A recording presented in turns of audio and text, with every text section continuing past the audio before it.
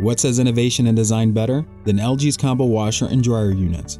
This sleek and quaint unit has the ability to do both, wash and dry. In this video, we will show you how to properly use the dry function on your LG washer dryer combo unit. This smart combo unit is equipped with a feature that detects load size.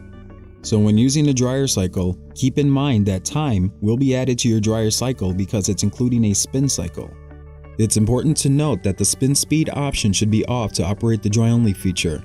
Let's start by powering on the unit, and without touching the washer selector knob, go directly to the dryer knob. Select your dryer cycle. Press the spin speed selection button until all the indicator lights turn off. This will turn off the spin cycle. Then press start. With the spin cycle off, your clothes will tumble and dry more efficiently, saving you time to dry your clothes.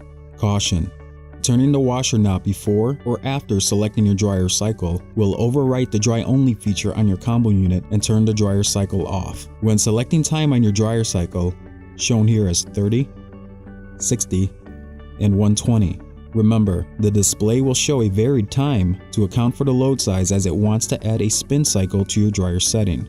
To match the display time with your dryer's time cycle selection, press the spin speed selection button until all the indicator lights turn off. Your display will then match exactly what is shown under the time setting only, adjacent to your dryer knob. When utilizing both the wash and dry cycles, turn the unit on, select your wash cycle, use the dryer knob to choose your dryer cycle setting, then press start. With the LG washer dryer combo unit, doing laundry has never been so convenient and friendly. Thank you for watching our customer support video. We hope you enjoy your LG experience.